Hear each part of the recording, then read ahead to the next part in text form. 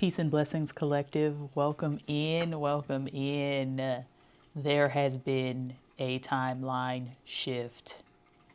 It is beyond words, it is subtle, but it is noticeable to those who have eyes to see. I was going to say eyes to hear and ears to see. That's the shift, is the melting away of the barrier between the senses, being able to just simply receive. Regardless of how you receive, you are able to receive without limiting it. I felt called to the Black Moon Lilith deck, and it's interesting because I'm looking at the back of the cards, which I don't think I ever really have in this deck because I keep my decks face up where I can see whatever the top or the bottom energy is. But the void, the darkness, but you can see that there is light, that there is texture, there is design, there is visual interest, even in an image that looks like a blank slate from a distance. Yeah, and that is a major energy right now, and the Black Moon Lilith energy that I felt drawn to felt like a timeline shift for the divine feminine, but it's not gender. This is energetic.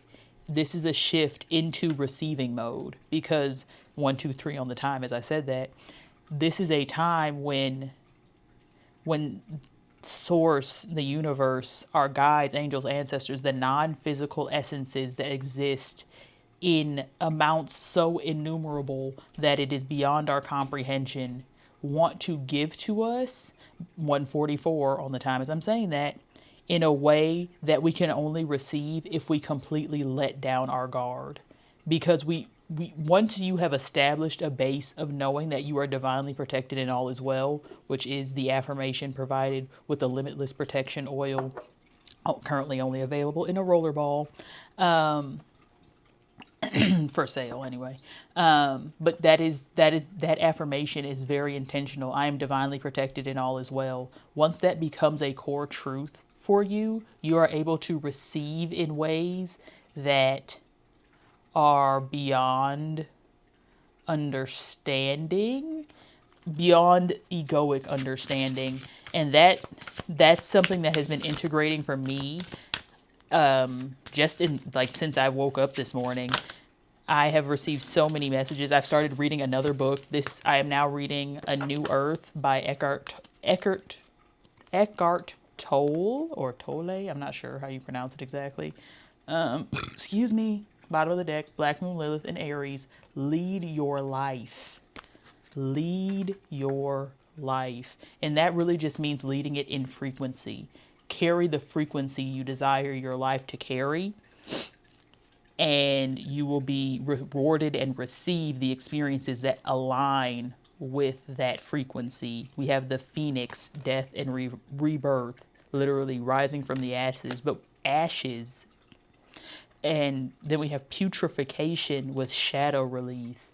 So in that death phase, in death, there is putrefaction. That word is causing some sort of like throat chakra blockage. Because there's a that is something that has been happening for me truly, is the removal of polarity around certain words. So like the word putrid, a lot of people might have a very specific reaction to that word, but putrefaction is a part of the process. There's a song called, I think it's called Bow Down to the Worms, but it's so eerie that it spoke to my soul in a way that I don't think I'll ever be able to release it from my awareness, because it was so real as far as like this experience here on earth. Like, we are so finite and so degradable, like as in our physical being, like we degrade over time because we are natural beings. We are like our vessels, not ourselves, not our essences, our consciousness. But, and I'm saying it plural, but really throat chakra blockage. It's really a freeing of self from the confines of self. We have free yourself with Black Moon Lilith and Sagittarius. Sagittarius placements may be significant here. But and then we have fermentation.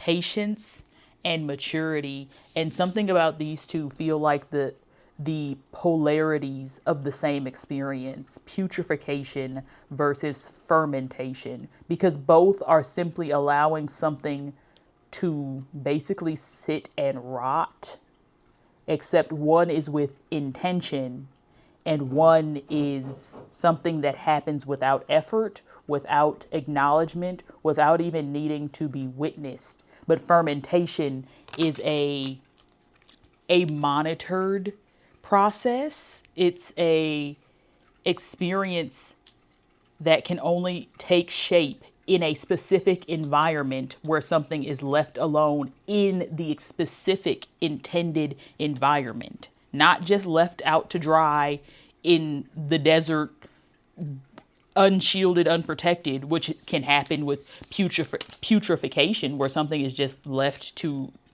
rot. But even there, it's saying shadow release, releasing those things that we have allowed to rot away, releasing them by acknowledging them. I like if identifying them is necessary, identify them, but then identify them for release. I am going to take a sip of my large vat of tea that I concocted. I had to dig into the apothecary behind me. This, if you've ever wondered what this green cabinet is, it is the representation of what is to expand. But that's the apothecary back there. But this is mullein and peppermint, which are both great for mucus clearing. Like they're an expectorant, and the mint is also, you know, like the cooling, soothing menthol experience for the throat when you have throat irritation. And if you've been if you've seen any of my previous videos over the last couple of days, you know that there's been a major theme of ascension symptoms, and they've been manifesting in like cold and flu type experiences. But it's the anchoring of the awareness of what is actually going on that allows the process to not be that. Like it very well could be a cold or a flu or whatever it is, but not attaching to that being the case and being able to hold the door open for the possibility that it is something else is more than enough to allow it to be more than a cold or flu. And by more, meaning more meaningful and not at all harmful, just an experience for you to then apply your own meaning to if necessary. But that's the thing, like detaching from the rigid meanings of things. And when I sat down to record, I felt called to go grab two decks, actually, two that I know I've never read with this deck on any platform. And if I did read with this deck on this channel, it was in the very early expressions of this energy, because, you know, card reading for me has, you know, transitioned over the, I will say over the years, but because I've been reading for myself since 2021. Like that was when I invested in my first deck, which was actually a Mayan Oracle deck, which still to this day is one of my favorite decks, but it's also the most, like, the word that's coming to mind is ungrounded, but it's not at all ungrounded, but it is very whimsical, but it's whimsical truth. But this is the Wisdom of Avalon Oracle cards. I do have I will say one of the Ascended Masters or guides that I have been working with, which, would you identify? I'm asking, because it's Merlin, which, if you are familiar with any, like, mythological magic, you know, Merlin the wizard, the magician, but like literally the energy of magic has been very prevalent, and Avalon is the setting in which Merlin was brought into the conscious awareness. So when I found this deck, it was very synchronistic for me. But protection is the first card to come out. Like I said, you are divinely protected and all is well. And this is one of the sacred journey markers. So 38. I will read part of the book for that. So 'cause the book in general, and we have perception, interesting, and the wind fairy. Perception is also a sacred journey marker. So we have marker number 38 and marker number 42. And it's giving air and earth because we have this blue and green energy. And then we have the wind fairy. The guides of the fairy. The guides of fairy, pardon me. And it's thoughts, words, intellectual analysis. And that's one of the other. And then we have at the bottom of the deck, the raven. Magic, coincidence, synchronistic events. Number 10, the animal guides of Avalon. Ravens and or crows may be significant. We also have the phoenix on the table. So birds in general might be a synchronicity for you, for the collective.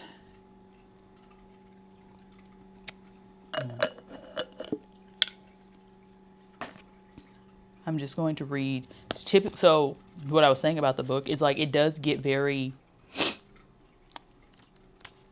It can get, I don't know. It starts very three-dimensional and then ends very high vibrational, is the way that like it seems to be intentionally structured. And let's see. So we started with protection, which was 38. So ask your guides and angels to protect you, for they will always come if they're asked, and be moderate in all you do. This isn't a place to take risks. Interesting. But then it says this marker also lets you know that the subject of your inquiry cannot in any way hurt you as long as you ask for protection. The divine will give it. You are divinely protected and all is well. Literally, anything you seek will be for your highest and best good, regardless of if you receive it or not, because you are divinely protected. And trusting that redirection is protection. 42, perception. Perception is everything. Take no further action until you see how this message applies to your current situation. Then once you've shifted your perception, you may find this was all that you needed to do. Hold on. Energy 12:22 on the time as I'm grabbing my tissue. One moment. All right. Okay, now, so truly a shift in perception is really all it takes. And that's the shift in consciousness. A shift in consciousness is a shift in perception. A shift in perception is a literal miracle.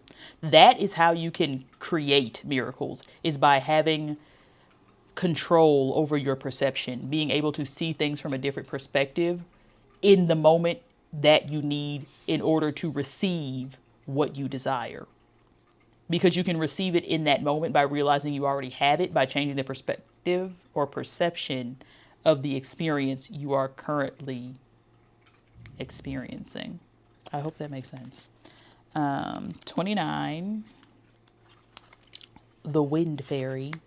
The wind fairy also reminds you of the power of intellect, as this is a good time to use the power of your analytical mind. Think before you act. This is not the time for impulsive action. A well thought out strategy will yield positive results. Let's see. The wind fairy whispers that the power of thought manifests the unseen into the physical. Take time to observe your predominant thoughts. Are they positive? Do they reflect empowering concepts? Or are they negative and disempowering? When you tune into how your mind is focused, you will surely see the relationships between your environment and the thoughts you're thinking. To change the world or outer condition, you must first change the way you think. Literally, your perception. Number 10, the raven. Remember, the raven says, believe in magic and you cannot help but see it. Magic lives within the belief itself. Expect the unexpected and prepare to be amazed. When the raven appears, it's a sign of magic, where coincidence and divine synchronicity bring surprising elements together.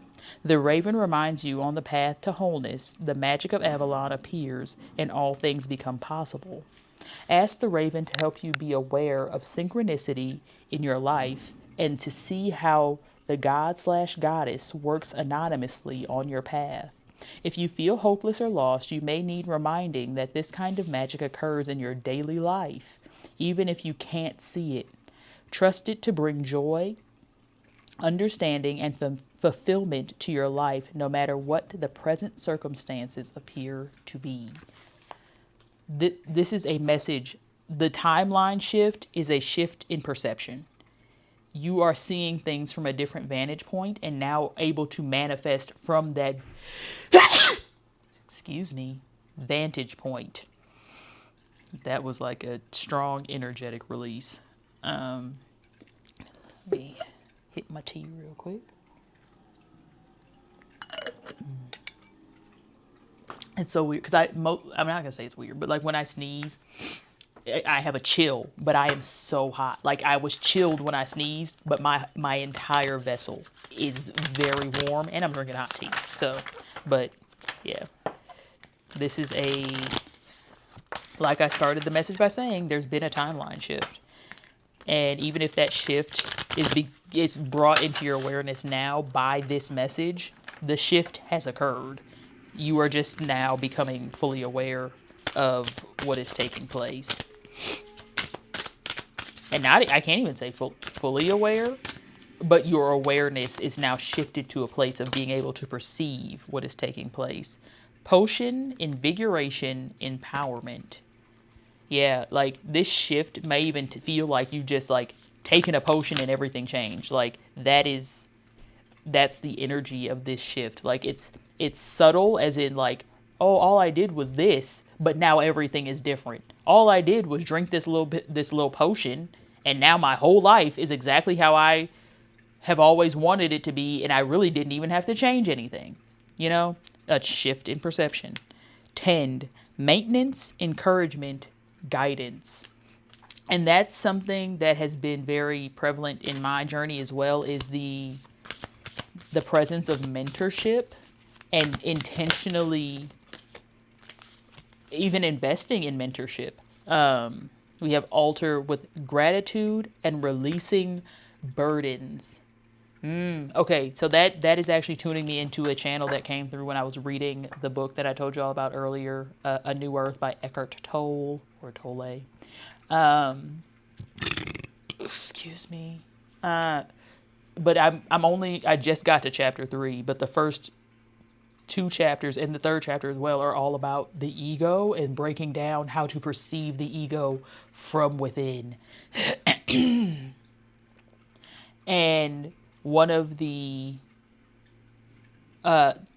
recognitions of ego is the use of me, my, mine, like, and not to say that you can't or shouldn't or there's anything wrong with it, but that is egoic perception, as being able to claim something as yours, to self-identify with content is actually the word that was used in the book. And it's so interesting because this book was written in 1948, and I think so. I think that's literally what the year said, 1948, but he wrote a foreword in 2015.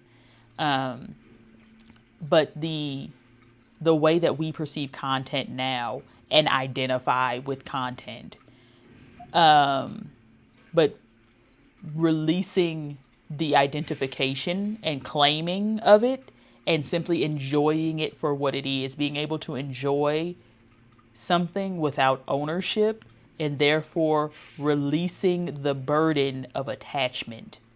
Because being attached to something, like think of yourself as a bird or a butterfly.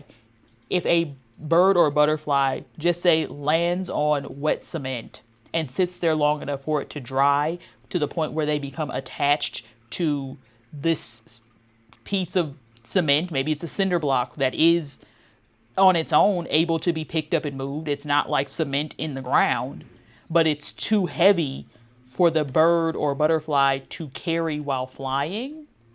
That butterfly or bird is now anchored, and I'm literally seeing the way that this raven has its claws wrapped around the like eye sockets of this skull, like anchoring into the flesh, into the physical, by grasping onto the physical objects, is what weighs you down. It keeps you from experiencing the heightened levels of perception and consciousness that are available to you when you are able to simply be in joy without the need to claim the experience as solely your own, because you are a part of the whole, like but non-dualistically, we are all one. We are all source experiencing itself. We are all reflections of self. So your experience of joy is an amplification or a reverberation of the collective experience of joy.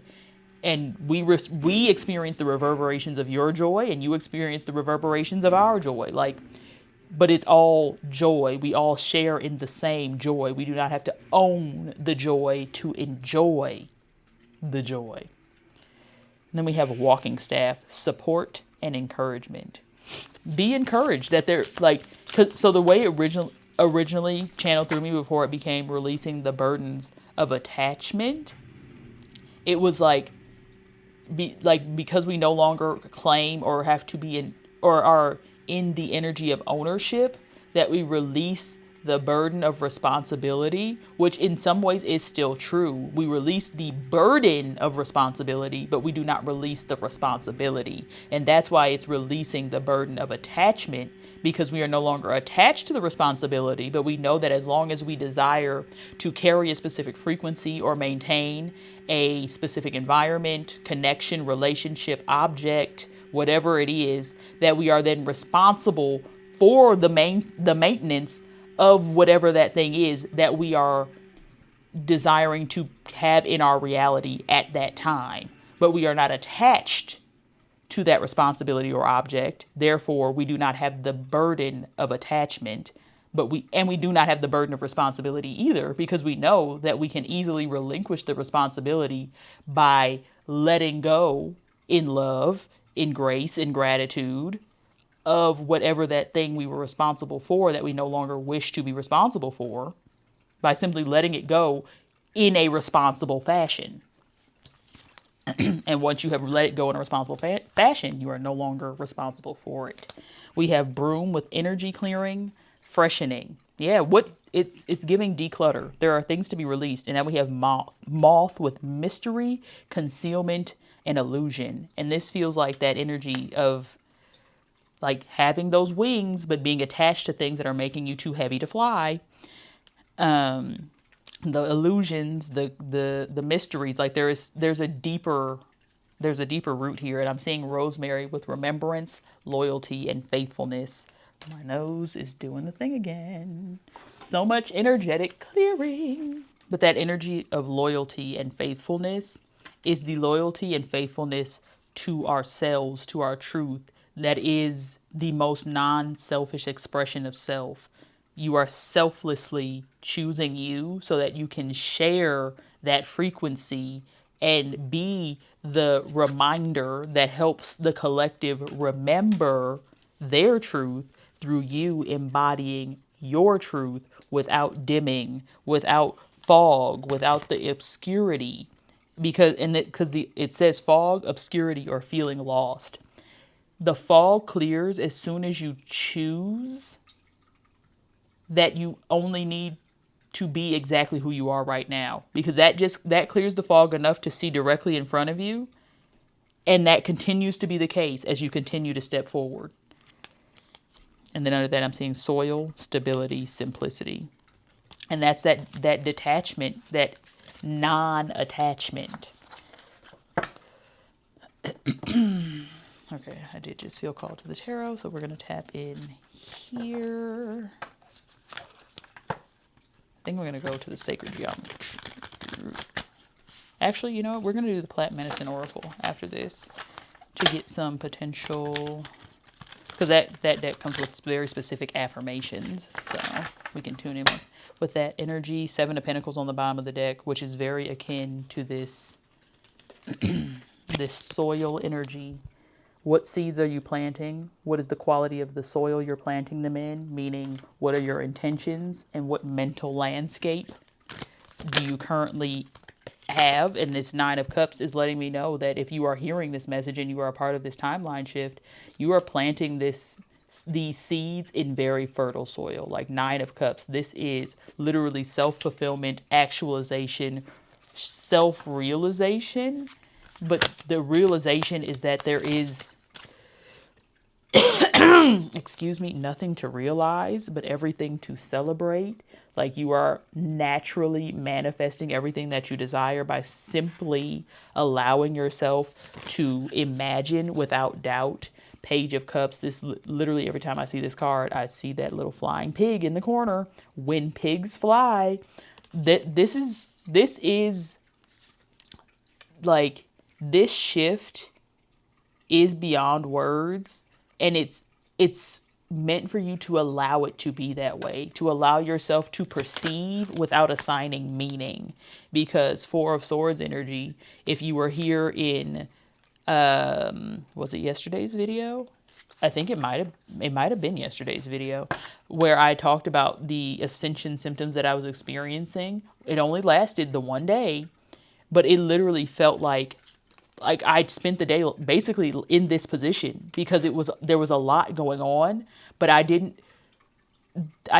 put words to it. I didn't put sick, cold, flu, pain. Like I didn't assign those things to it. I acknowledged their possibility and I was aware of all of these possibilities, but I did not assign any of the possibilities to the experience I was having other than the assignment that aligned most deeply with my truth and brought me the most joy, which is that they are ascension symptoms, which is my truth. And it has manifested as such, and this clearing, this remnant of the experience, it 10 of cups, it feels like we have the 9 and 10 of cups. Like this is true self-fulfillment, but also fulfillment within community. Like you are coming into community with Soul Tribe, with Starseed Soul Family, with collective, like, and literally the part of the timeline shift, welcome to the Limitless collective. And that has been basically the only thing that I put in the description other than the service link if you are interested in booking or receiving. So there's two service options. You can request a personal pre-recorded 30-minute video with either, you can ask up to 3 specific open-ended questions, or you can simply intend to receive exactly what you need to hear at that time. And I will, tune in with your spirit guides, angels, ancestors, your spirit team, your team of light, and deliver you a divinely timed message for you to receive the moment that you decide to listen to the video. Or you can book a personal one-on-one session with me, which will be an hour long, where we will just have I won't say just, but we'll have high vibrational conversation.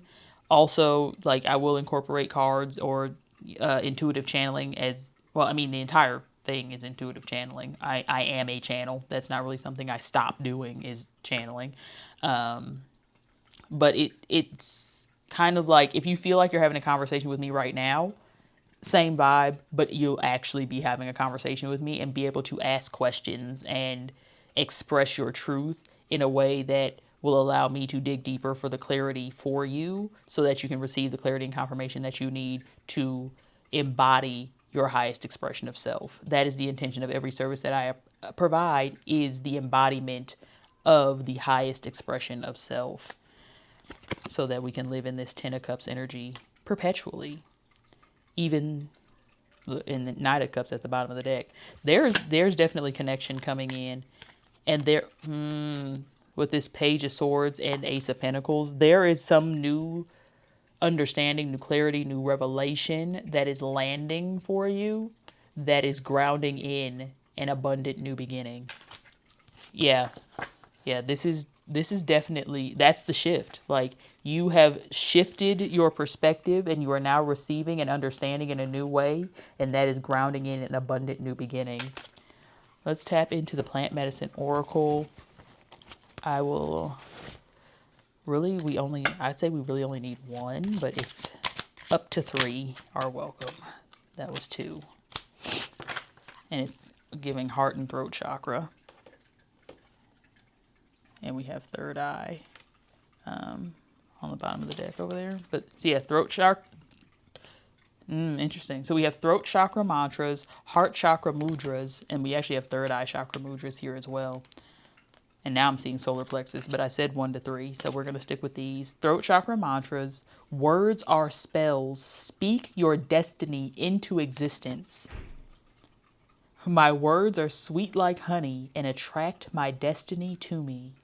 Every thought I think and word I speak aligns me with the fullness of my destiny. If you would like to screenshot or however you, because I don't know, you might be watching this on a TV, but powerful affirmations that wholeheartedly align with this message, because it is all about the words that you are assigning to the experience. It has not to say it has nothing to do with the experience, because the experience does influence how you frame it, but you get to decide how you frame the experience that you are having.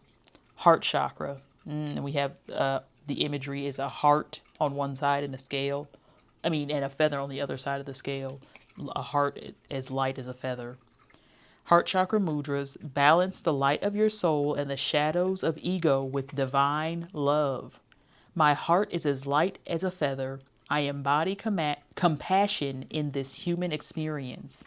My heart and mind are aligned with the unconditional love of my divine soul. I don't know, I'm like picking because there's something on the card, but I think it's actually a nick in the card. Whoopsie. Okay. Distraction energy. That actually came out yesterday. Distractions could be prevalent. And that's the thing. The distractions are when you notice that your mind is allowing things to flow through your emotional body without your awareness. Like if you suddenly come back into awareness and realize your jaw is clenched, or like you were scrunching your face in some way, or maybe clenching your fist, or your body was tense in some way, allow yourself to return to the present. And you can't, you don't even really have to go back and determine what you were just thinking. You can kind of just release it, but know that in those moments that you were unconscious. Essentially, you were allowing your vessel to operate unconsciously, which is not necessarily good or bad, because most of us, or many beings until this point, didn't even know that there was an option to operate any other way. But yeah, heart chakra mudras. My heart is light as a feather. I embody compassion in this human experience. My heart and mind are aligned with the unconditional love of my divine soul. Compassion, because having that compassion for yourself allows you to have that compassion for others, recognizing that they too may be operating unconsciously, which I'm saying too as in, that in the past or at times you do also operate unconsciously. 33, because there are times when that's allowed, where that's fine, because you don't need your conscious mind to be present for your human to do certain things like the laundry or the driving, things of that nature. But you still can choose where your consciousness goes. But yeah, like unconscious operation is still, or even subconscious operation is still a thing. Like you're not going to forget to breathe, although you may become a conscious breather. There will be times where you breathe unconsciously, but there is a transition even in the way that the human breathes. Third eye chakra mudras. Be the observer of your experiences. See the bigger picture. I see and understand the bigger picture with ease. The knowledge I need flows directly to me. I am a vessel for divine wisdom. I am a vessel for divine wisdom. I'm trying to avoid the glare here, but I don't know if that's going to be... Oh, there we go. I am a vessel for divine wisdom. Yeah, I think on that note, I am going to love and leave you here. The timeline has shifted. This is the new beginning. Thank you for liking, commenting, and subscribing. Service links are in the description. And I am wishing you an abundant ascension. And I'll see y'all in the next video. Love y'all. Peace.